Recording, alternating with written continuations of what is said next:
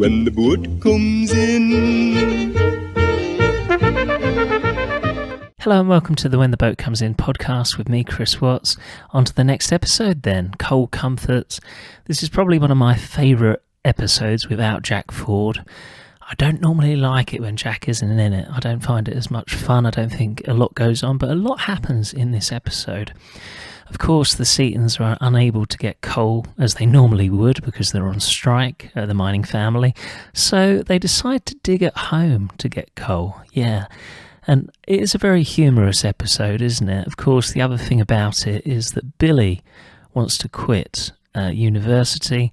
He wants to become a politician instead of a doctor. Of course, his sister's really against this because she's paid all this money for him to go to uni. And they're trying to figure out how to get him back on side to become a doctor. And as Jesse's mum says, she says there's more than one way to skin a cat. And in the end, Bill basically says to him that as a labourer, you're bloody useless and nobody would listen to you. But as a doctor, people would listen to you. And there's also the scene where Tom is growing leeks. And these young kids nick the leeks, don't they? And then they make something with the leeks for them to eat because they're so starving. And to begin with, he goes around there and he has a go at them. But then actually he's like, you can keep them. You can take the biggest ones because he sees how bad they are. He sees how low on nutrition they are and everything else. Your bands. Make a nice leek pudding, did you? What do you think you're doing? Oh, so it was leek broth, eh? And you know with what, missus? My best prize leeks. I'll beat the living daylights out of them. No, you're not. Out the way, missus. Somebody's got to teach him a lesson. Tom, look at the bands, man. Look at them. When did they last eat, missus? Yesterday, When yesterday? about dinner time. What did they have? End of a loaf, bit of marge. See, man, Tom, they're starving. No, forget it, man. Let's away home. Tell them to get back to the table, Henny. Come on, you out of that. Get on with it, and you up. I'll get paid for some washing tomorrow. They'll eat meat tomorrow. Some milk, missus. Get some milk down them.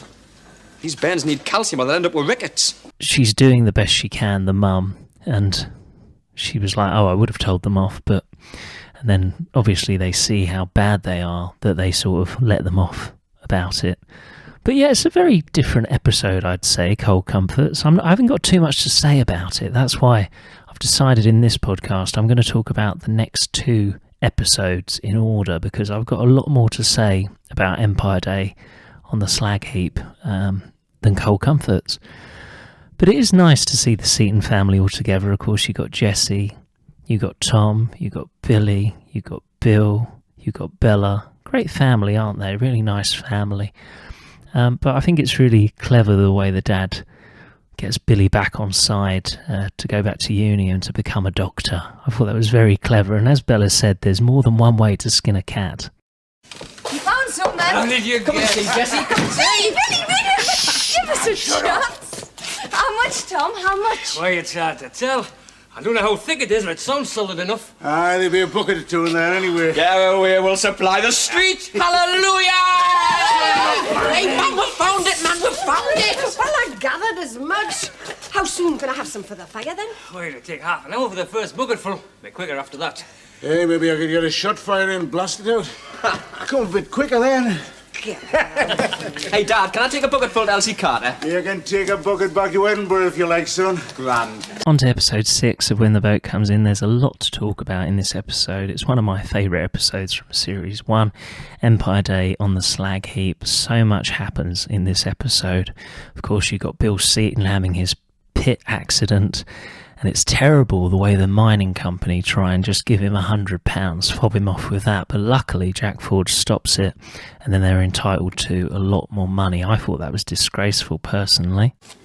Your usual signature, Mr. Seaton, just here. You bloody ghoul. I beg your pardon? You heard me, I said ghoul, but vulture would be more like it. Oh, the hell Not content again? with breaking his back, you want to eat up the rest of him as well.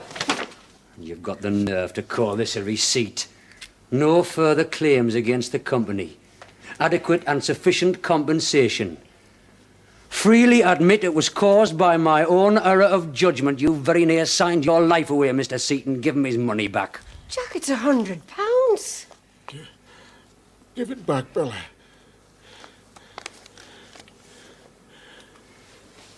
Mr. Seaton, you're acting very foolish. Thank you for calling. Mr. Seaton, I think you ought Good day. You heard him, mister.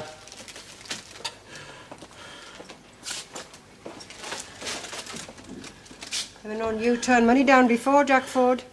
Stinking £100 for that. Well, they're paying all the hospital bills. 'Twas them got them this private room. So they bloody well should. Sorry, Mrs. Seaton, it was them put him in it.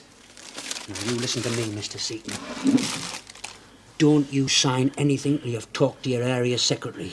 Right, Jack. And talk to him quick, and mind you tell him whose fault it was. You've got Mr. Ashdown making a proposal to Jessie Seaton. Yeah, very much a proposal. He asks for a hand in marriage, doesn't he? Which is very surprising, isn't it? He's quite a lot older than her.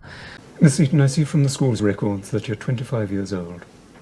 I'm 43, but I've never had a day's illness in my life. I hold a second-class honours degree in history from the University of London, and my current salary is £370 per annum.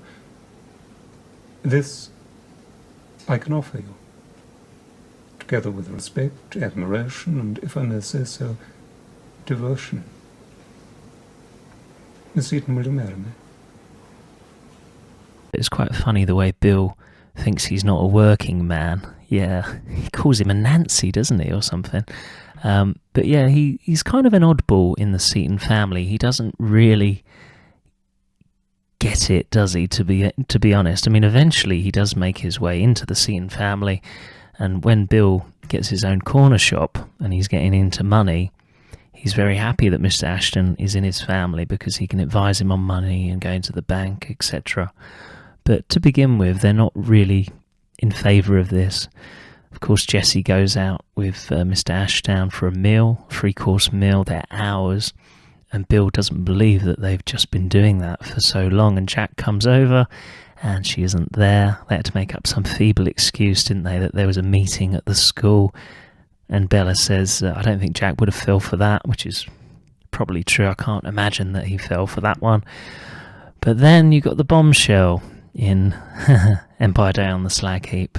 The bombshell is that Matt Headley's sister, Dolly, is pregnant, and Jack's going to have to break the news to Jessie Seaton. And this is one of the saddest scenes in the show, I think, when he tells her, when he says, I've got a girl into trouble. It's really sad, isn't it? I mean, but he's a man of his honour, isn't he? He's a man of his word, Jack Ford. As he says to Dolly later on, he says, I'm going to marry you, because that was the deal he made with her, didn't he? So he is a man of his honour in that respect. But I think he'll always... You're always thinking with the character, he's thinking what might have been if he would have ended up with Jessie Seaton. Are you taking her to London? No. You mean you'll leave her here? I mean, the job's off. But why? I'd never do any good away from here. Anyway, maybe you and Billy were right. Look what happened to your dad. There's work here crying out to be done, Jessie, and I can do it better than most. So long.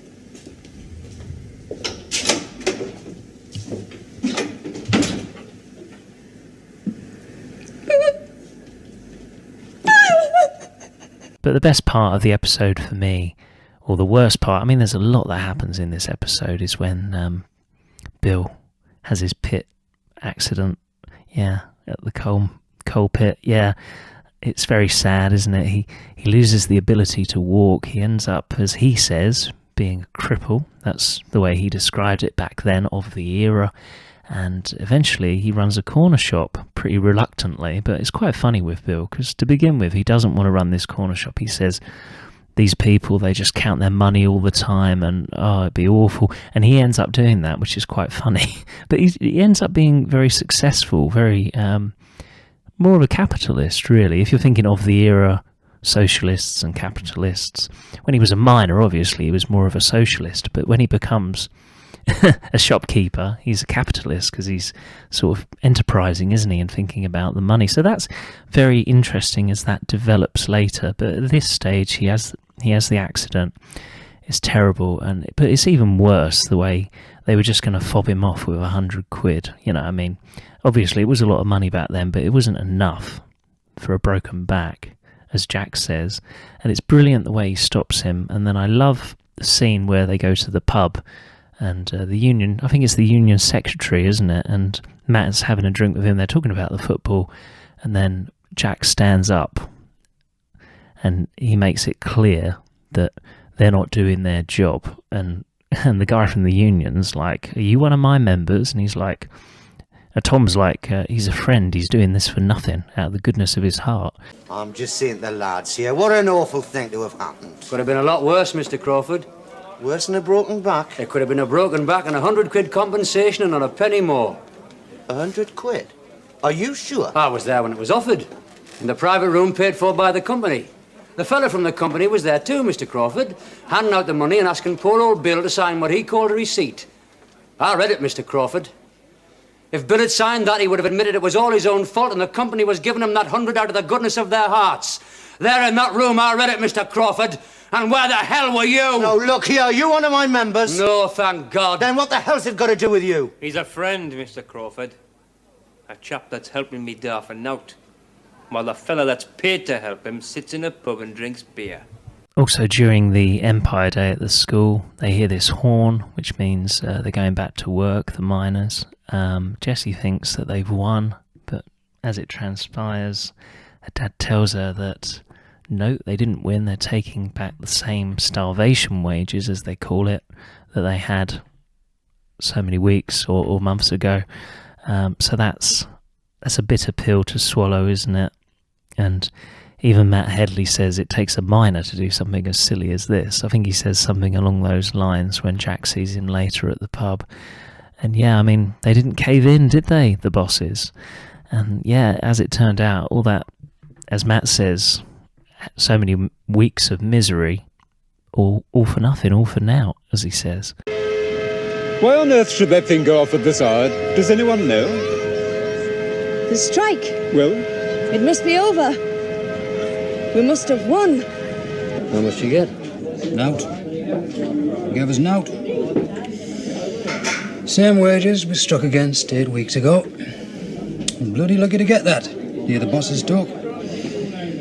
8 weeks of misery and all for nout. In the next episode of When the Boat Comes In, we'll be speaking about a first time for everything, and then we'll be moving on to Paddy Boyle's Discharge, which is one of my favourite episodes. I think it's fantastic. But yeah, I hope you've been enjoying the podcast. It's a lot of fun putting them together, so subscribe on YouTube, find me on iTunes, When the Boat Comes In podcast, also on Amazon Music, and on Spotify. Thanks for listening. Thanks for watching. when the boat comes in.